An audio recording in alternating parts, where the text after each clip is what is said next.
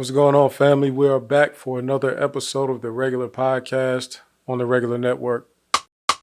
It's real.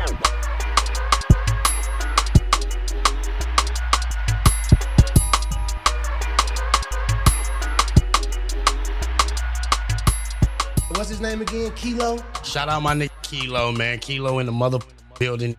We back again. It's felt like it's been a while since I put out an episode for you guys, but I'm back. I won't take up too much of your time, hopefully, but I do plan on getting into some sciencey type of stuff. So, grab your notebook, pen, pencil, all that. You want to do some research later on with me. Make sure you subscribe to the channel. I appreciate y'all's support. Make sure you hit the notification bell right next to the subscribe button so you can be notified anytime we release new content on the network. Make sure you follow us at The Regular Network on Instagram. Tap in with the Reddit page, The Regular Topics. And, let's keep this thing going. How y'all been this week? I've been cool. There's been a lot of stuff going on in my world. I don't know how busy everybody else has been, but I've been super busy. I normally haven't been doing a whole lot of personal updates on the podcast like I used to do when I was just audio only. But I really do need to get back into it. I will tell y'all, I set up a pretty precocious goal for myself. I'm studying to get my Security Plus certification, CompTIA Security Plus certification. And it's really just to enhance my salary a little bit. I'm not guaranteed to get more money if I stay at my job, but I'm pretty sure if I go get that certification, I can get more money out there in the field. So I'm working on getting that right now. I just started studying last week. I bought a book, and I set this hardcore goal for myself that I want to knock out one chapter of this book every single day, right? So right now I'm 7 days in. I'm still on pace. I've been knocking it out. I've been reading the book, retaining all the information. These have been some heavy chapters. I'm not going to lie. These last few days, they've been almost taking me out the game. But as a person that, my preference has always been to read textbooks and reference books, reference guides, dictionaries, encyclopedias, stuff like that. I've never been good when it comes to reading like novels and people's stories and fiction books. I've never been good with that. I struggle to read those books. They can't really keep my attention like that. But when I'm in a textbook or in a reference guide or anything like that, I'm like super locked in. So anyway, I've been able to read this, retain it. And then after I do a chapter a day, then I'm giving myself 7 days to go back, review, study, practice with the information. And then after that, I plan on taking a test, the certification exam, right? So I plan on having, right now, today is January 19th. I hope to have my certification by March 1st. So that's like a pretty good goal. I told somebody I work with the goal, and he acted like I was kind of crazy a little bit. I don't know. I haven't taken a formal exam. Well, I took a formal exam a couple months ago. I did terrible because I didn't feel like the training was sufficient, but it wasn't self-paced. I prefer self-paced learning. I could teach myself better, I feel, than other people can. And the course I was in more so taught for the job and not really for the test. So, and that's fine. I can't knock their program. Good for them. Shout out to them. But I am studying for that. We're going to see, if I feel like I'm learning all the information, but I won't never really know until, it's time to take that test. So, man, I'm just knocking them out a day at a time, man, chapter a day. You know how it go. And, y'all send me some positive energy, right? Send me some positive energy. I don't know if y'all just saw this situation. A situation just happened where this just happened like 2 hours before I got on here, start recording. Young Thug is sitting in court. He's in a hearing for whatever reason. And a guy who they say is a co-defendant walks out of the court has like a little audience area, walks out of that area, walks up to Thug at his table with his lawyers and hands Young Thug a Percocet pill, allegedly. Hands him a pill. Shake like he does, dap him up, hand him the pill, and they both just standing. Well, Thug is sitting down, dude is just standing there. There's a couple police around him, But then the police officer immediately tells Young Thug, Jeffrey Williams, to give him the pill. Young Thug gives it to him immediately, and then they just arrest the dude. Y'all are going to see this. Y'all going to hear about this probably for the next couple of days. The video looks absolutely crazy. I'm going to be real with you. I don't think that man was actually trying to hand Young Thug anything. I mean, he did hand him something, but I don't think that was the purpose of him doing what he did. I think he was trying to guarantee, like he needed a new charge. He needed to get locked up, or he needed to get moved to a new place. He went and purposely committed a crime in front of everybody in the courtroom. This wasn't a situation where this man was sneaking around trying to get something to Young Thug. He wasn't sneaking at all. Everybody was paying attention. There was police in the courtroom, lawyers, people in the stands, news reporters, everybody. They're all watching this man walk. He's not being inconspicuous at all. It's looking like he is looking for criminal legal action to be taken against him. I don't know if he's trying to get put in the hole. And then after they grabbed him, then he went and swallowed something, and then they took him to the hospital. So they took him to Grady Medical Center, right? Or Grady Trauma Unit, or whatever it is. They took him to the hospital. So to me, that made me feel like dude was really, he needed to get moved. So I don't know what's going on with him. I don't know what type of plan they got going on. This is really some Ocean's 11 type going on right now. And, but more power to him. I can't say what's going on. These dudes are sitting back. They see how bad everything is about to look when they go to trial, and I think they are just trying stuff right now. I can't say what they're trying. I have no idea. But they are definitely plotting and planning. And speaking of this Ocean's 11 stuff, I'm watching a show called Kaleidoscope right now. It's a Netflix show.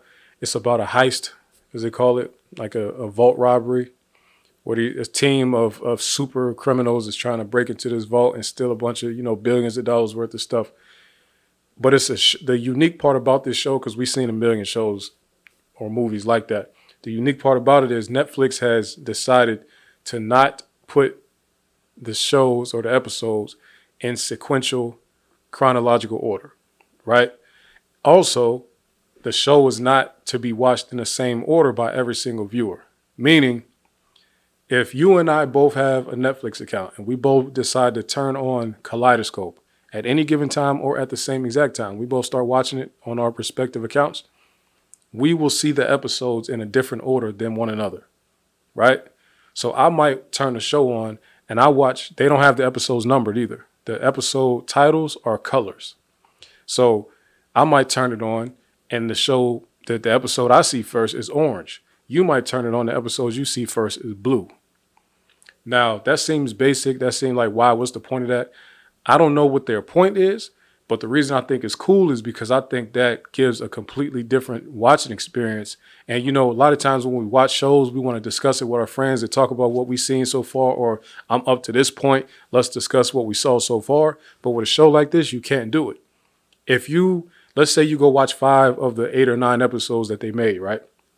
If you do that, and then if I watch 5 and you watch 5, if we try to go talk to each other about the 5 we saw, we would be spoiling the show for the other person, because you haven't seen what I've seen and I haven't seen what you've seen. So it's a very interesting, like, social interactive type of thing. A lot of us love to discuss the shows that we're watching with the people that we're sitting around talking to.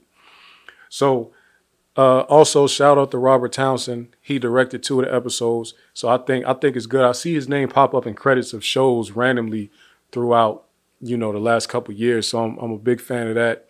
I'm glad he's still out here working. The episodes that he directed are fire. The whole show to me is shot amazing. And I love the whole, sequencing of it. Even though they didn't choose one sequence for it, I love how the show is set up. I think I got 1 episode left. But, I want y'all check that out. Y'all let me know what y'all think about Kaleidoscope on Netflix. I did want to get into some other breaking news that just came out today. Give me a second here to pull it up. Y'all see my new transition I just made? Alec Baldwin to be charged with involuntary manslaughter in Rust movie set shooting.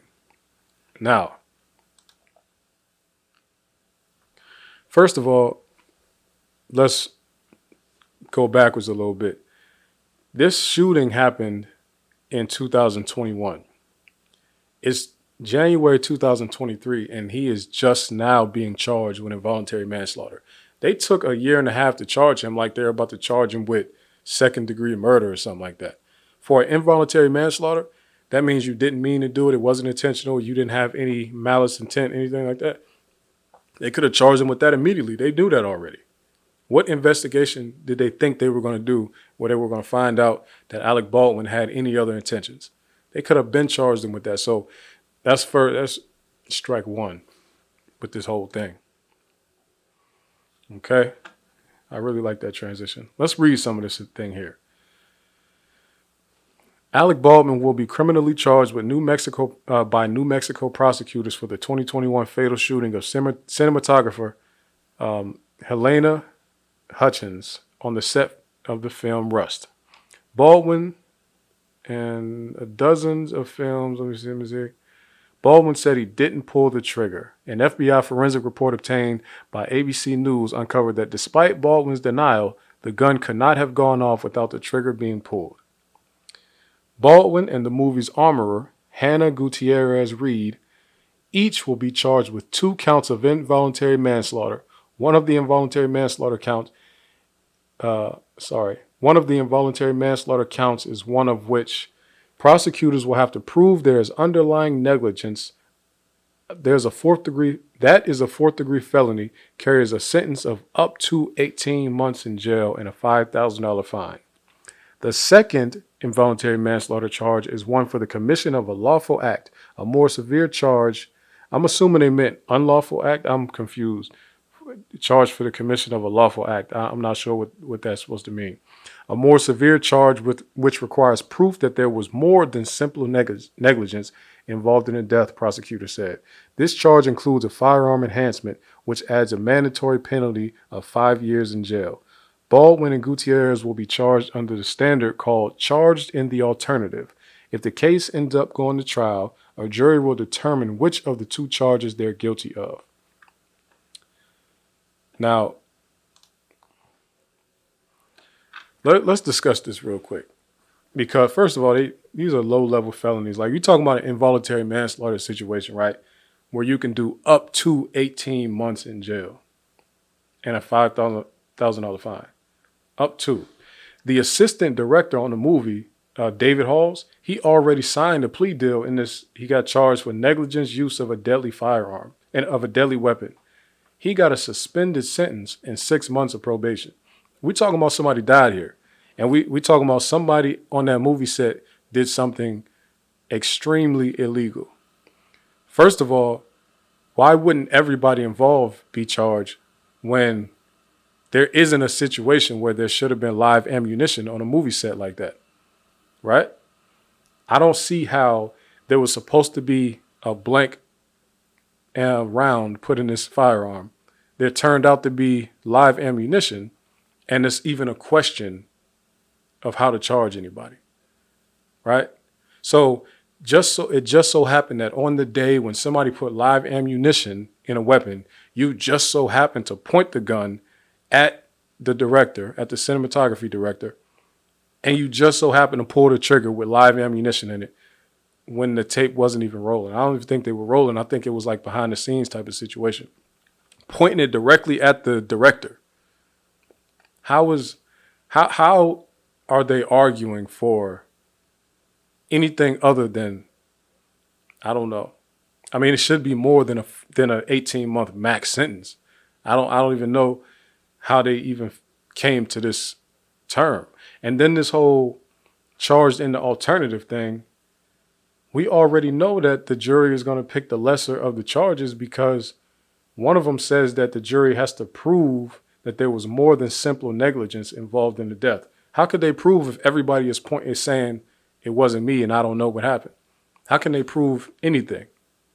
Everybody is giving no information, right? So you can kill some, and it doesn't mean that you meant to kill somebody, right? Just because you didn't mean to kill somebody does not mean you're not guilty. It doesn't mean you're innocent of it. You still killed somebody. If I say I accidentally went and did something, I guarantee you I wouldn't be charged with a crime that only carries 18 months in jail. I can guarantee it. Here's the thing. One of those charges, the first involuntary manslaughter charge, doesn't even have a firearm enhancement on it. So there's no mandatory minimum jail time. How is it possible that in a shooting death,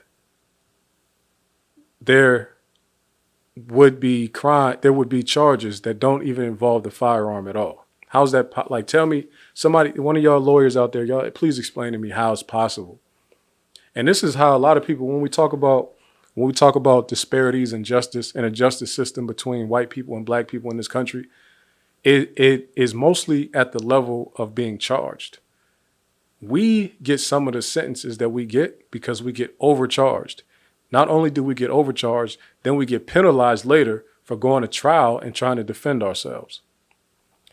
This is something that I'm sure we'll have a class action lawsuit 50 years from now, or there'll be some, oh, sorry guys, and they'll try to give us a holiday, national get black men out of prison holiday. But we are the only ones who get penalized for attempting to defend ourselves at a trial. To black people, we understand. We all, as black people, we all know that. That's just like a common knowledge thing. But if you tell somebody else that, like somebody that's not from our community, they'll argue with you. They'll tell you that's crazy. Use your constitutional right, due process. You're supposed to get a trial, jury of your peers, all that type of stuff. That's what they won't even understand, the idea that black people going to trial means that the judge in the courtroom takes it as an insult that you would attempt to defend yourself, and now they're going to give you more time than they would have given you had you taken a plea deal. They're attempting, if you go to trial, they're attempting to give you max time if you're a black person. Nobody else would even understand that. But we already get overcharged. So that means that the time that we're looking at, if we do go to trial, is much higher than anybody else, right?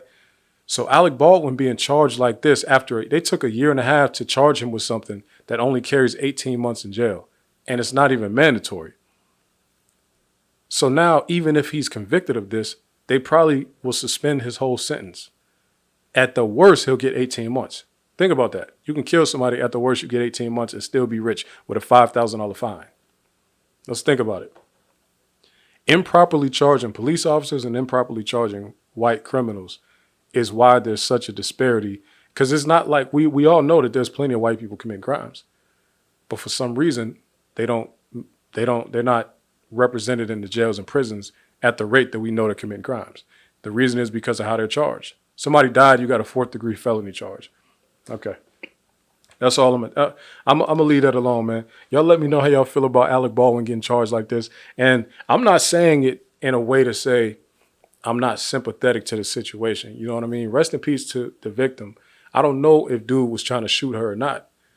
The problem is we know plenty of people who accidentally shot somebody because a gun went off for whatever reason, and they were charged more harshly than this. If I know this is a different state, but if Plaxico Burress can shoot himself accidentally and do 2 years in jail for it, in prison for it,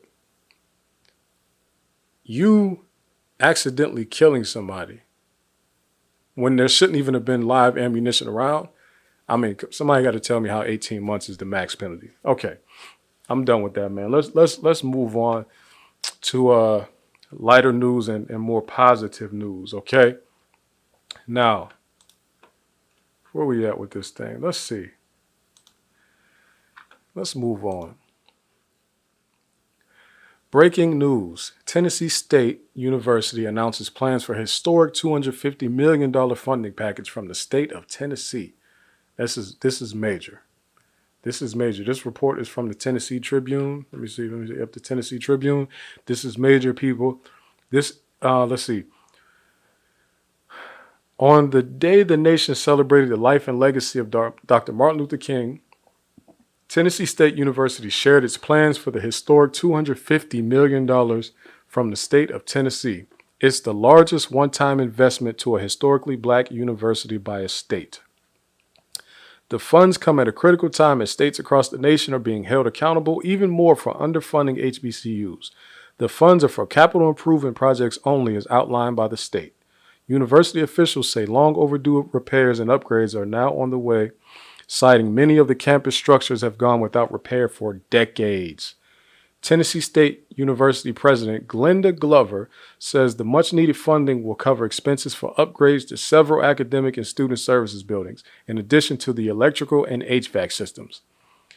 We are excited to share with you our plans for using this historic funding that will assist with TSU's continued growth and campus development as we provide students with the best academic environment possible, Glover adds. This will allow us to enhance our campus for further sustainability as we continue our service to our students.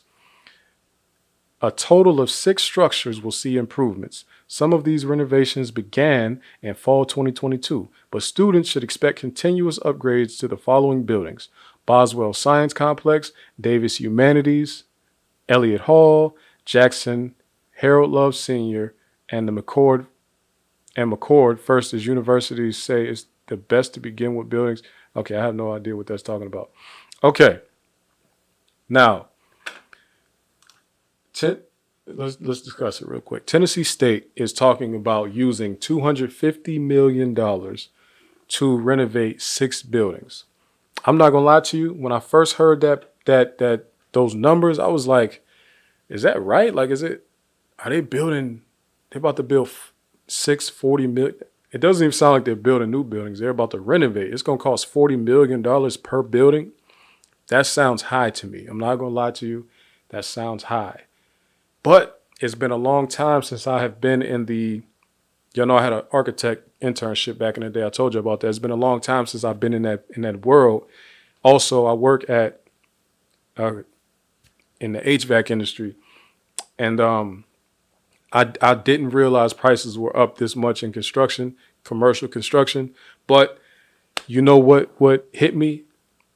They're on point and they're actually working with a tight budget. $250 million. I know it's like, oh, it's an HBCU. They should be happy. They should be happy. It's still underfunded. I think somebody said that the state actually owed them like $600 million and they settled for $250 million or something like. It's a disparity like that. Like it was hundreds of millions more that they owed them, but they settled for around 250, which is still good. But I just want to put it in perspective real quick, right? That $250 million as a total for capital improvements, capital expenditure improvements. I think that was the wording they used. What was the wording they used? Let me see here. Capital improvement projects, right? Let me put it into perspective for you real quick. Now, of course, these schools are not on the same level, but I just want to give you the sheer scale of difference between big PWIs and our HBCU institutions. Let me read this to you real quick here. According to the November 15th meeting agenda for the Board of Trustees, Master Planning and Facilities Committee, Ohio State spent more than $912 million in fiscal year 2022 on its projects, including construction and design. Most of Ohio State's 13 major projects with budgets of more than $20 million, remain within the projected timeframes and budget. Construction on Ohio State's combined heat and power plant is on track to miss its December 2023 deadline, and project expenses are likely to exceed its $289 million budget. Okay, did you hear what I said? They have one building, and that building is a heat and power plant facility. So it's not of course, heat and power plants, you want it to be state of the art. Their one building cost them more. It's costing them more at Ohio State than the entire budget that Tennessee State is working with to renovate 6 whole buildings. Just think about this. Both of these are state institutions. Tennessee State is being paid for a century of underfunding and lack of funding by the state. So we're talking about 100 years of funding disparity. They are making it up by giving Tennessee State some money that couldn't even buy a power plant for Ohio State. Ohio State is about to go over their $289 million budget. Tennessee State couldn't even pay for that building alone with that money. So even after Tennessee State pays for all these facilities to get renovated, I'm sure they will make them look as good as possible.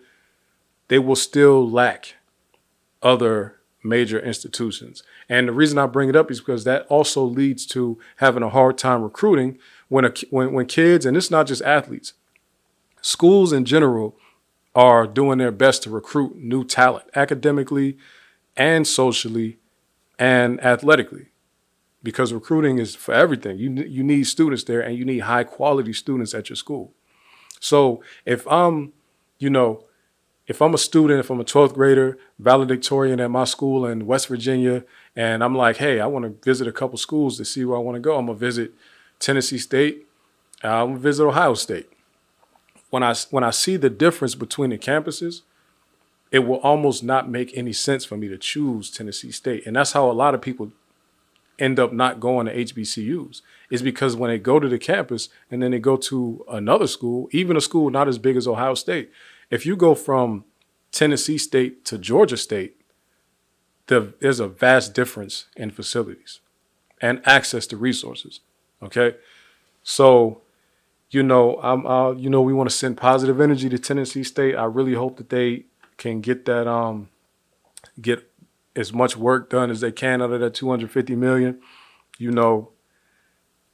got to start somewhere, and I'm not mad. It's an amazing thing to get $250, but they are still severely underpaid, and Tennessee didn't even give them all the money they owe them, right? So, let's send our energy. I hope they're able to use black contractors.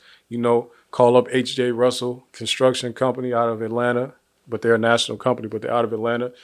Don Peoples and them, Cheryl McKissick on the, architecture side. Call up some black contractors, get some of this work done.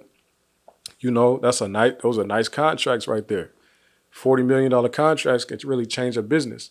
The companies I just named, they're up there. They mess with $1 billion contracts, but this is still good to add to your portfolio. So hopefully whatever companies end up getting these contracts, hopefully they do the best work possible. And shout out to Tennessee State. Now, I hope y'all ready for us to get in our woke bag, because that's what we're here to do. I did want to talk to y'all about something that I've discussed before on a regular podcast a couple of years ago, but now I'm going to show you to the new people that are watching. I'm going to give some graphical representation of it. Excuse me. We're going to talk about the quietest form of police brutality. This is a non-violent form of police brutality, but it's a psychological version or a psychological tactic in the police brutality pipeline. Okay? So here's one thing that I know, right? When you go to black neighborhoods and black communities, more urban black communities, not so much the suburban ones, but the urban ones, the ones that are around the hood, the ghettos and things like that. One thing you see is an active police presence, right? You see an active police presence even when they're not stopping or preventing or correcting anything from any crimes. They're just posted up in areas, and they're sitting in their cars a lot of time. And one thing that they do is they have their lights on. Not the flashing lights, but just when the car is sitting there, those blue lights are just on, right? In a lot of states, they have blue lights. I know there's some states in America where they don't use blue lights, but most states in America, they have blue lights on their car, right? And specifically, we want to talk about those blue lights. And I'm going to tell you how those blue lights are a subtle form of police brutality and harassment. Let's get into it, right? The cops are sitting there. They're in these black neighborhoods, and in the faint distance, you can always see some police lights somewhere in a black community, right? Always. If you don't see them, in some cities, they have those little boxes that sit up on telephone poles, right? Those boxes that sit up on telephone poles, it might be some type of audio scanner. I think it's called a transducer, where it can tell where gunshots are coming from. On those devices, they have a blue light on them. Why do they have that blue light? because it signifies a police presence. A police presence. This device belongs to the police in this city, right? Some places they have cameras on telephone poles in different places. Those cameras also have blue lights attached to them that continuously run at night. Also, if you go into certain parking lots, they have parking lot cameras in the parking lot. Those also have blue lights on them. So what does that mean? Like, why am I saying that here? I just told you it was a subtle form of police brutality, but let's get into the history real quick of why police have blue lights and when they started using blue lights. Let's look at it. Okay, motorbiscuit.com. Blue police lights are increasingly popular. Once upon a time, all police cars in the United States had flashing red lights. In 1948, the rotating red beacon came on the scene and began to replace the flashing lights. But in other parts of the world, police were already experimenting with blue lights. So where did it come from? Okay, legend has it that the blackouts of World War II led to the first blue police lights. Germany found police cars could use blue lights without drawing bombers' attention to their urban areas. World War II, Germany. It's interesting how they left Nazis out of that. They said World War II, they said Germany, but they failed to mention that the idea came from the Nazis. They left that out. It's not just Germany. It's a specific group that was running Germany at that time. Say that. The world got blue lights on police cars from the Nazis. Now let's get back into it. Over the decades, an increasing number of United States police forces began to add blue lights to their cars. They may have reasoned that a combination of red and blue lights made their cars visible during both the day and night. Blue lights are likely more visible at night, and until recently, many departments believed red lights were more visible during the day. According to theofficer.com, a recent study found that blue was the easiest emergency vehicle light color for motorists to notice both during the day and after dark. This may be the reason that an increasing number of police departments are actually phasing out the red lights. So well, emergency police lights were all okay. I don't know what they're talking about right there.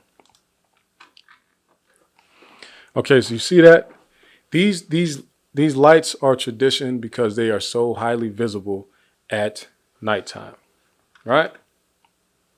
They are so highly visible at night, and this is very true. I don't know what made them ever think that red light was the most visible at day or night. Red light is actually the least visible. If y'all been in the Navy or whatever, at night on the ships, they use red lights in any space that can be viewed from the exterior of a ship. Red lights are what they show, right? The reason is because the wavelength of red light makes it so you can't see it from as far out. You can see blue and green light are the lights that you can see from the furthest away in low visibility situations. Okay. So, that's just the science on that. Blue light, you can see from further away than you can see red light. Okay. So the fact that they were talking that red light, okay, whatever. The Nazis gave y'all the game back in World War II. Now, why do I think it's important for us to discuss blue light? Well, let me get into some science real quick here, because we're talking about circadian rhythms, the natural clock of things. Let's get into some science real quick. Okay. Visible light synchronizes the human biological clock in the suprachiasmatic nuclei of the hypothalamus to the solar 24-hour cycle. Short wavelengths perceived as blue color are the strongest synchronizing agent for the circadian system that keeps most biological and physiological rhythms internally synchronized. Circadian rhythm is important for optimum function of organisms, and circadian sleep-wake disruptions or chronic misalignment that may lead to psychiatric and neurodegenerative illnesses. The beneficial effect on circadian synchronization, sleep quality, mood, and cognitive performance depends not only on the light spectral composition, but also on the timing of exposure and its intensity. Exposure to blue light during the day is important to suppress melatonin secretion, the hormone that is produced by the pineal gland and plays a crucial role in circadian rhythm entrainment. While the exposure to blue is important for keeping organisms' well-being, alertness, and cognitive performance during the day, chronic exposure to low-intensity blue light directly before bedtime may have serious implications on sleep quality, circadian phase, and cycle durations. This raises inevitably the need for solutions to improve well-being, alertness, and cognitive performance in today's modern society where exposure to blue light emanating devices is ever increasing. Now, sorry guys. Now, here we go. There we go. How does blue light affect sleep? Circadian rhythms are finely tuned 24-hour cycles that help our body know when to carry out essential functions. Light is the most important factor in aligning circadian rhythms, and for much of human history, these rhythms were closely aligned with sunrise and sunset. With the advent of artificial light and electronics, people are being exposed to increasing amounts of light before bedtime. While all types of light can affect circadian rhythm, blue light has the largest impact. We get most of our exposure to blue light from the sun. Blue light stimulates part of the brain that makes us feel alert, elevating our body temperature and heart rate. During the day, blue light can improve performance and attention, tuning our circadian rhythm and setting us up for a better night's sleep after the sunset. Okay. Properly timed exposure to blue light can treat several sleep disorders. Circadian rhythm disorders occurs when a person's circadian rhythms aren't in alignment and with the environment. Light therapy and blue light in particular can help realign the body's rhythms and improve sleep. Okay? Blue light suppresses the body's release of melatonin, a hormone that makes us drowsy. While this may be helpful during the day, it becomes unhelpful at night when we're trying to sleep. Being exposed to blue light in the evening can trick our brain into thinking it's still daytime, disrupting circadian rhythm and leaving us feeling alert instead of tired.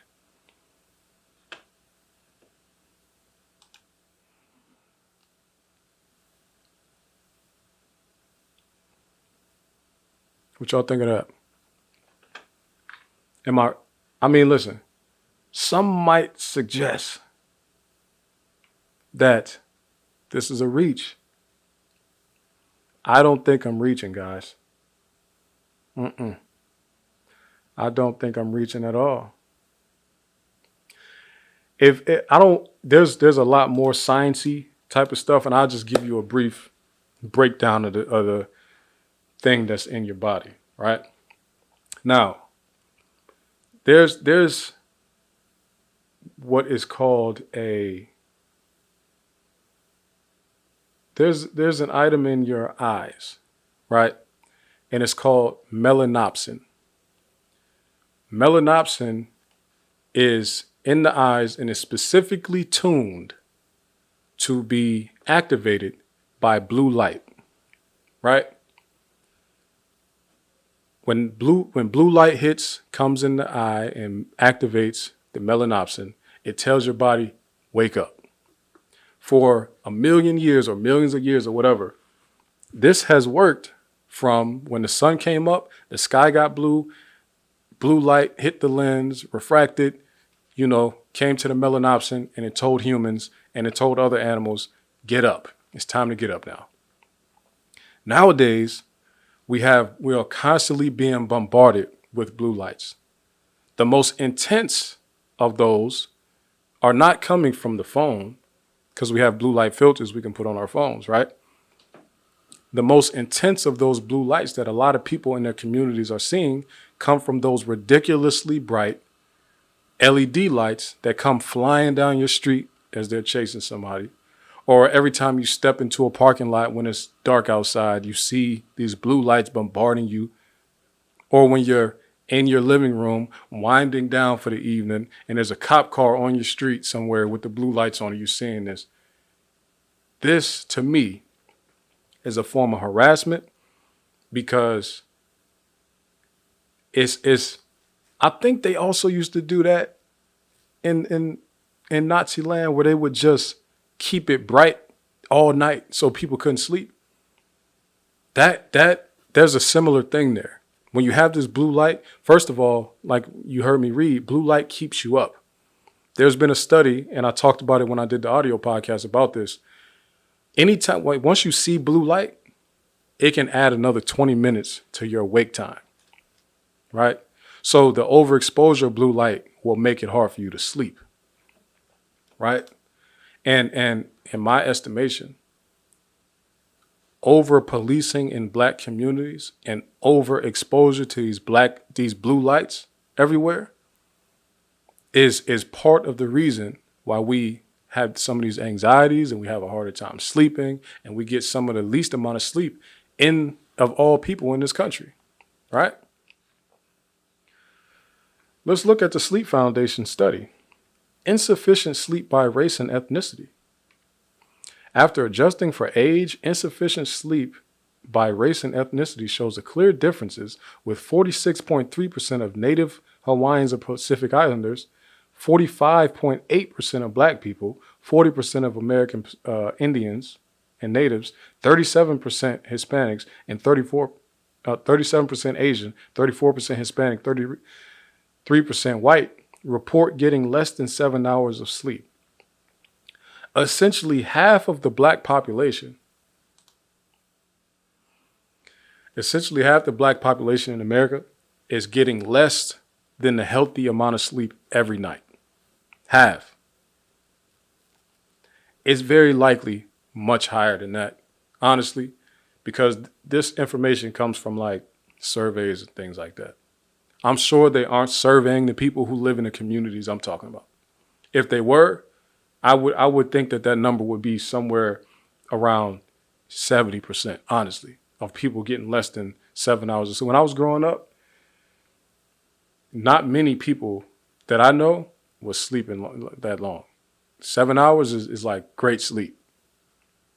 You understand what I'm saying? We have to watch out for these little tactics they use. I know some people might say, no, it's not. It has nothing to do with race.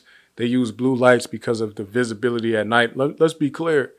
Nobody has ever had a problem seeing red lights in the distance from far away from a police car. Nobody has ever had a problem seeing those police lights at nighttime.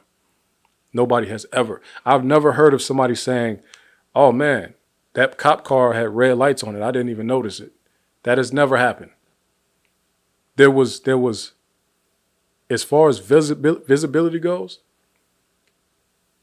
a police vehicle that is within your eyesight, you can see those red lights flashing. If it's within your line of sight, anywhere within the visible spectrum of your view, you can see those red lights. There was no reason to go blue. The people who manufacture those lights, y'all want me to believe that they don't know they don't know what blue light does to people? They know it makes everybody more alert. They know it induces anxiety from that alertness in people who have already a preconceived notion of what police are here to do. You think they don't know that? If blue light is already the most visible light at night on the color spectrum, why do they need to be brighter? Why do police lights need to be brighter? They're already using a color that's highly visible at night. Listen, man, y'all, that's just me. Y'all make sure y'all subscribe to the channel, man. Make sure you like the video. Make sure you share, comment your thoughts and below. And we're going to get up out of here, man. Make sure you do some hit. You don't have to believe anything. Y'all saw me reading this, but you can go do your research. This is what I want you to research. Research circadian rhythm. Research melanopsin. It's MELAN, melanopsin, right? Research that. Research the rods in your eyes and how melanopsin interacts with that. Research the history of police lights and police lights in America. On the world, period. Do all the research. You don't have to just take my word for it. Go have at it. I'm just passing the info to y'all, man. Anyway, thanks again for watching. Peace out.